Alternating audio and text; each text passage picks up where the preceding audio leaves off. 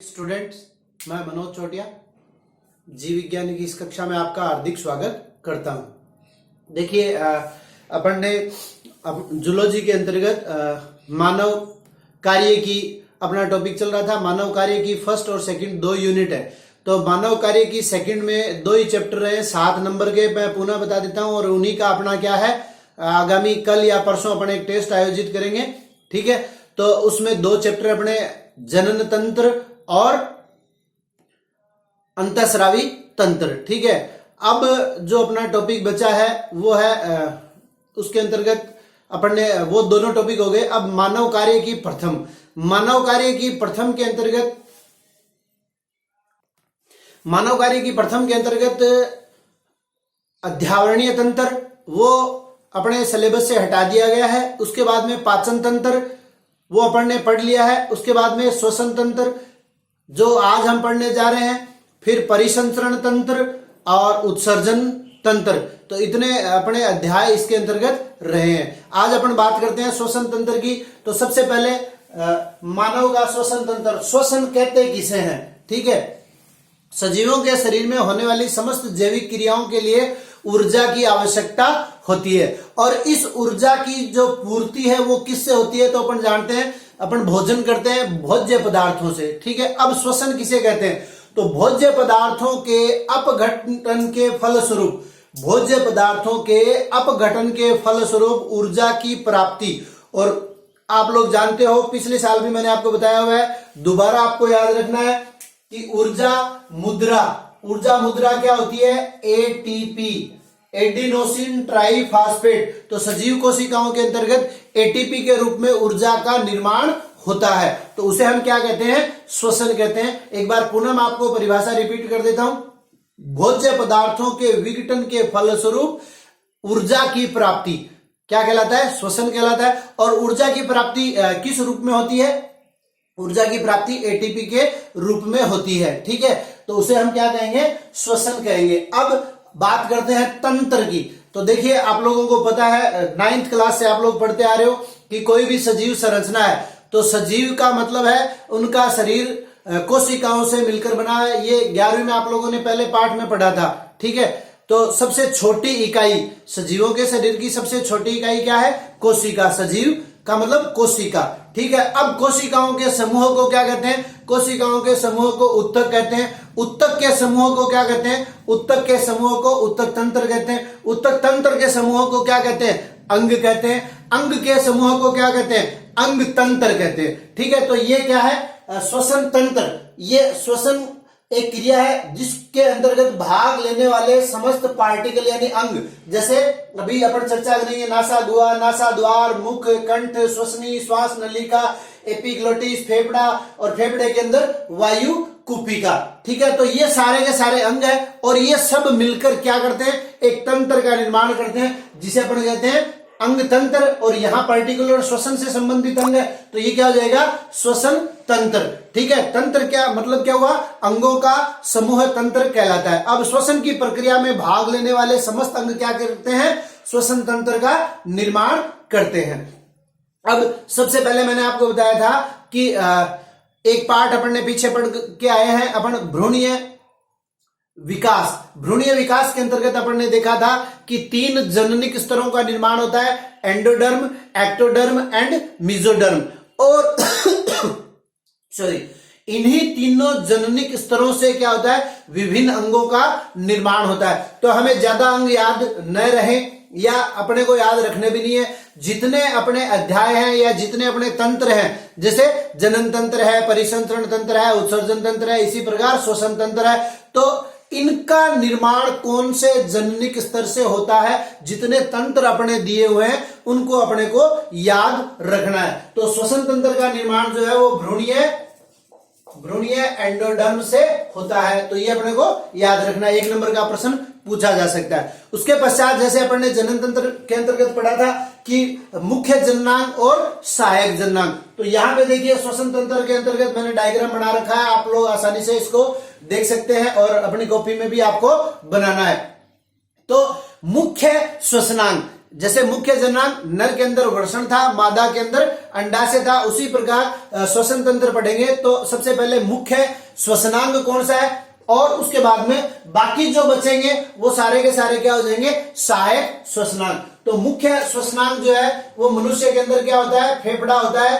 फेफड़े के द्वारा श्वसन की क्रिया होती है। अलग अलग जीवों में अलग अलग, जैसे अगर मेंढक की बात करें तो मेंढक में त्वचा के द्वारा भी श्वसन होता है, मनुष्य में त्वचा के द्वारा श्वसन नहीं होता। ठीक है, तो मुख्य श्वसनांग क्या हो गया, फेफड़ा। और जिन जंतुओं में, एक नंबर का प्रश्न फिर बनता है, जिन जंतुओं में फेफड़ों के द्वारा श्वसन की क्रिया होती है, जिन जंतुओं में फेफड़ों के द्वारा श्वसन की क्रिया होती है उस श्वसन को कहते हैं पल्मोनरी श्वसन। पल्मोनरी श्वसन, ये भी अपने को ध्यान में रखना है, एक नंबर का प्रश्न पूछ लिया जाए, पल्मोनरी श्वसन कैसे कहते हैं, जिन जंतुओं में फेफड़ों के द्वारा श्वसन की क्रिया होती है पल्मोनरी श्वसन कहलाता है। अब देखिए आता है श्वसन के प्रकार। श्वसन दो प्रकार का होता है, कौन कौन सा, पहला है बाह्य श्वसन और दूसरा है आंतरिक श्वसन या अंतः श्वसन। बाह्य श्वसन या अंतः श्वसन, ठीक है, दो श्वसन के प्रकार हो गए। बाह्य श्वसन का मतलब श्वसन की क्रिया के अंतर्गत, उससे पहले देखिए एक चीज और है कि जो अंतः श्वसन होता है उसको अपन दो भागों में विभाजित करते हैं। ठीक है, ऑक्सी श्वसन और अनोक्सी श्वसन। ऑक्सी श्वसन का मतलब होता है अंतः श्वसन को दो भागों में विभाजित कर दिया, कौन कौन से, वायवीय और अवायवीय। ठीक है, अभी एक बार इतना ही याद रखो, आगे मैं आपको रिएक्शन भी लिख के बताऊंगा। वायवीय का मतलब होता है श्वसन की क्रिया जब ऑक्सीजन की उपस्थिति में होती है तो उसे वायवीय श्वसन कहते हैं, और जब श्वसन की क्रिया ऑक्सीजन की अनुपस्थिति में होती है तो उसे अवायवीय श्वसन कहते हैं। श्वसन की क्रिया जब ऑक्सीजन की उपस्थिति में होती है तो उसे ऑक्सी श्वसन या वायवीय श्वसन कहते हैं, और जब श्वसन की क्रिया ऑक्सीजन की अनुपस्थिति में होती है तो उसे अनोक्सी श्वसन या अवायवीय श्वसन कहते हैं। उसके बाद में इनमें अंतर भी करेंगे, लेकिन फिलहाल इतना ही। क्यों इतना ही, इसलिए कि अपने को बाह्य श्वसन का पता चल जाए और अंतः श्वसन का पता चल जाए। बाह्य श्वसन क्या होता है, देखिए अभी तक अपन ने इतना ही पढ़ा है कि जो श्वास लेना है उसको हम कह सकते हैं कि बाह्य श्वसन। और सामान्यतः अगर श्वसन की बात करें, किसी से पूछा जाए कि श्वसन किसे कहते हैं तो विद्यार्थी यही जवाब देगा कि ऑक्सीजन को ग्रहण करना और कार्बन डाइऑक्साइड को त्यागना। ठीक है, वो श्वसन नहीं है। श्वसन की परिभाषा मैंने आपको बता दी कि सजीवों में भोज्य पदार्थों के विघटन के फलस्वरूप ऊर्जा की प्राप्ति क्या कहलाता है, श्वसन कहलाता है। तो अब देखिए क्या होता है, बाह्य श्वसन और अंतः श्वसन। श्वसन को दो भागों में विभाजित करते हैं। बाह्य श्वसन के अंतर्गत जब बाहरी वातावरण के साथ संपर्क स्थापित किया जाता है, बाहरी वातावरण से ऑक्सीजन को ग्रहण किया जाता है और कार्बन डाइऑक्साइड को बाहरी वातावरण में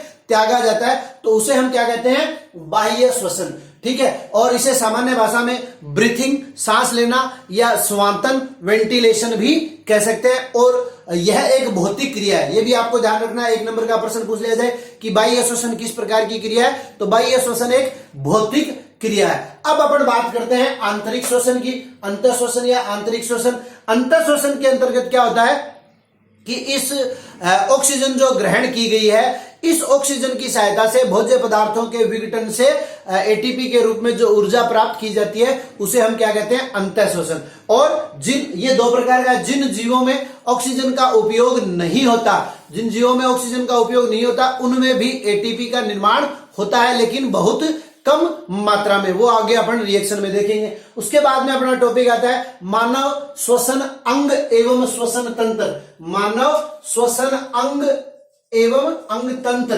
श्वसन तंत्र। ठीक है, तो अब इस श्वसन तंत्र के अंतर्गत देख लीजिए कि कौन कौन सी संरचना है। सबसे पहले अपन जानते हैं हम नाक के द्वारा भी श्वास ले सकते हैं और मुख के द्वारा भी।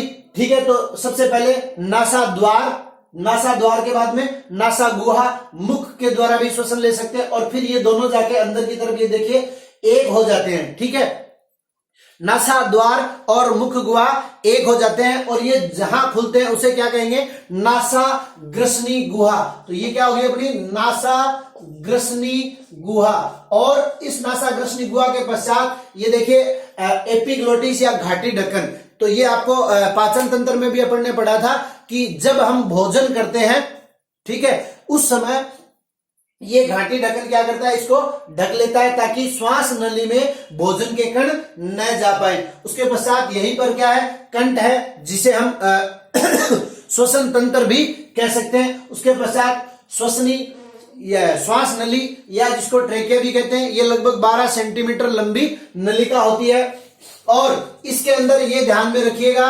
ये इस प्रकार की जो संरचना बनाई है ये क्या है, सी आकार के वलय, क्या है, सी आकार के वलय, ठीक है।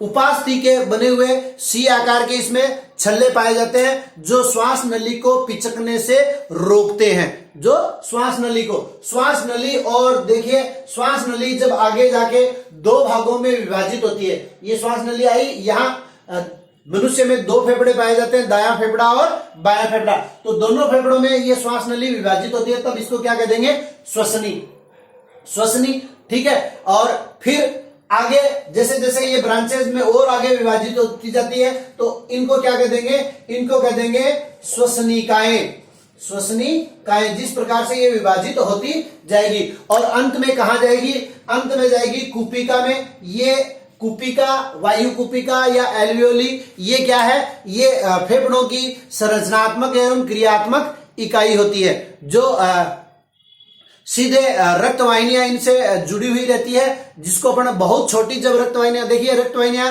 वैसे तो परिसंचरण तंत्र में पढ़ेंगे, यहां भी बता देता हूं, रक्त वाहिनियां 3 प्रकार की होती है, आप लोगों को ध्यान में होगा, धमनी, शिरा और केशिकाएं। तो यहां वायु कुपिका में धमनी और शिराएं आपस में अंतर संबंधित होती है, बहुत पतली हो जाती है, उनको क्या कहते हैं, केशिका। तो इन वायु कुपिकाओं से ये केशिकाएं क्या करती है, ऑक्सीजन ग्रहण करती है और कार्बन डाइऑक्साइड छोड़ती है, ठीक है।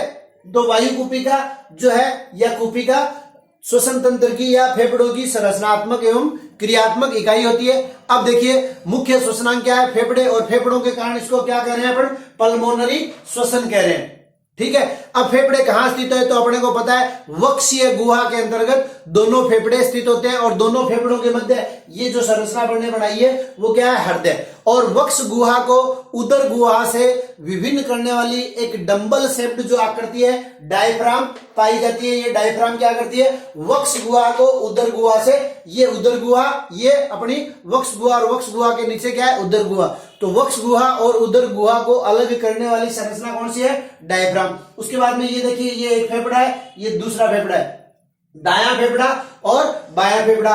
दायां फेफड़ा जो है वो इस प्रकार से 1 2 3 पिंडों में विभक्त होता है और दायां फेफड़ा 1 और 2 पिंडों में विभक्त होता है। और दोनों ओर के फेफड़े, ये देखिए फुफ्फुस आवरण झिल्ली, 2 फुफ्फुस आवरण झिल्ली के द्वारा ये क्या करते हैं, सुरक्षित रहते हैं। और इस फुफ्फुस आवरण झिल्ली के अंदर फुफ्फुस आवरणीय द्रव्य भरा रहता है और ये द्रव्य क्या करता है, फेफड़ों को पिचकने से बचाने का कार्य करता है। दुर्घटनावश कोई एक्सीडेंट वगैरह हो जाए उस स्थिति में क्या होता है, इस फुफ्फुस आवरणीय द्रव्य में वायु प्रवेश कर जाती है और जब वायु इसमें प्रवेश कर जाती है तो उसके पश्चात ये फेफड़ों की सुरक्षा नहीं कर पाती और व्यक्ति की मृत्यु भी हो जाती है। तो सामान्य अवस्था में इसमें वायु नहीं रहेगी, इसमें एक प्रकार का द्रव्य रहेगा जो द्रव्य स्थितिक दाब का निर्माण करता है और ये फेफड़ों की सुरक्षा करता है। उसके पश्चात ये देखिए, ये जो संरचना आपने बनाई है ये क्या है, ये अपनी पसलियां है, ठीक है। तो अब वक्ष के अंदर देखिए आगे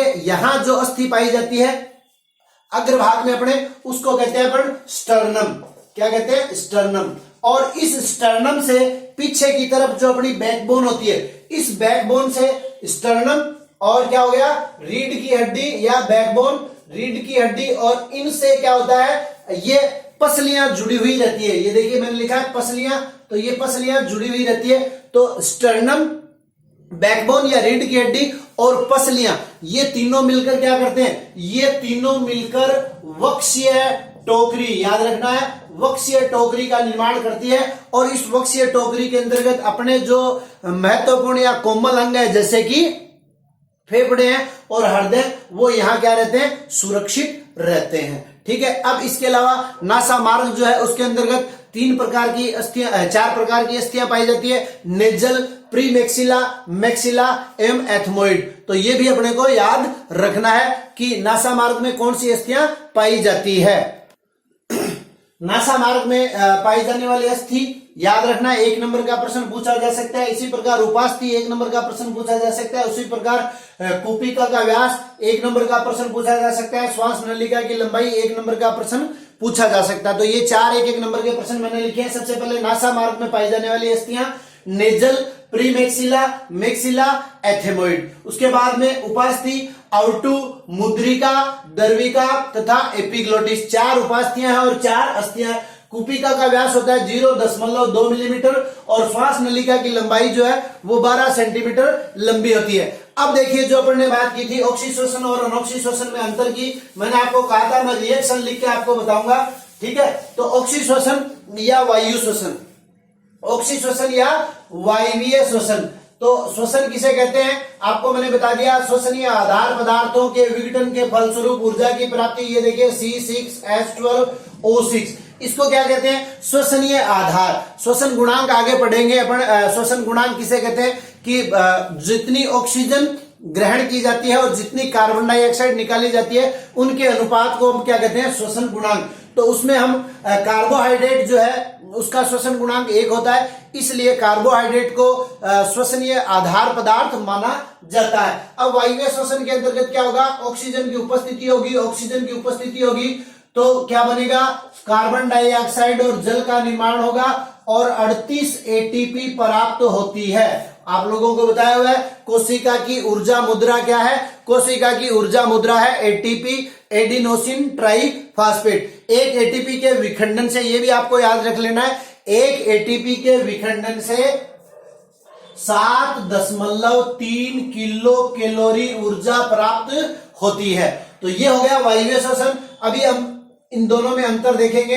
दूसरा देखिए अवायवीय श्वसन। अवायवीय श्वसन का मतलब ऑक्सीजन की अनुपस्थिति में भोज्य पदार्थ वही है, ऑक्सीजन की अनुपस्थिति है, क्या बना, C2H5OH plus CO2 plus 2 ATP। अब देखिए कितना अधिक अंतर है वायवीय श्वसन और अवायवीय श्वसन में। श्वसन किसे कह रहे हैं, भोज्य पदार्थों के विघटन के फलस्वरूप ऊर्जा की प्राप्ति। श्वसन का मतलब क्या है, ऊर्जा की प्राप्ति। कितनी ऊर्जा प्राप्त हो रही है, 38। कितनी हो रही है, 2।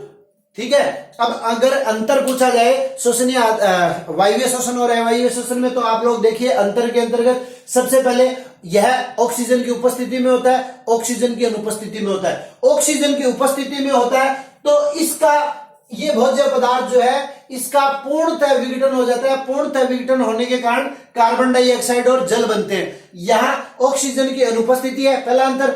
दूसरा अंतर, ऑक्सीजन की अनुपस्थिति के कारण भोज्य पदार्थ का पूर्णतः विघटन नहीं हो पाता, और पूर्णतः विघटन नहीं हो पाता इस कारण यहां क्या बनता है, मध्यवर्ती उत्पाद का निर्माण होता है, एथिल अल्कोहल का निर्माण होता है। अर्थात जब पूर्णतः विघटन होगा किसी भी भोज्य पदार्थ का तब कार्बन डाइऑक्साइड और जल बनेंगे। यहां मध्यवर्ती उत्पाद एथिल अल्कोहल का निर्माण होता है। 2 अंतर हो गए। तीसरा अंतर देखिए, ऊर्जा अत्यधिक मात्रा में प्राप्त होती है, 38 एटीपी। ऊर्जा बहुत कम मात्रा में प्राप्त होती है, 2 एटीपी। ठीक है। तो ये मुख्य अंतर हो गए। और उसके पश्चात ये जो जीव हैं उन जीवों को क्या कहेंगे, अवायवीय जीव, ये वायवीय जीव जो वायवीय श्वसन करते हैं। 4 अंतर अपन ने देख लिए। तो ये था श्वसन तंत्र। ठीक है। इसके अंतर्गत अपन ने श्वसनांग जो भी है, मुख्य श्वसनांग और सहायक श्वसनांग सबका अध्ययन किया। उसके बाद में अपना इसमें टॉपिक आएगा श्वसन की क्रियाविधि, जिसे हम कल पढ़ेंगे। तब तक के लिए धन्यवाद।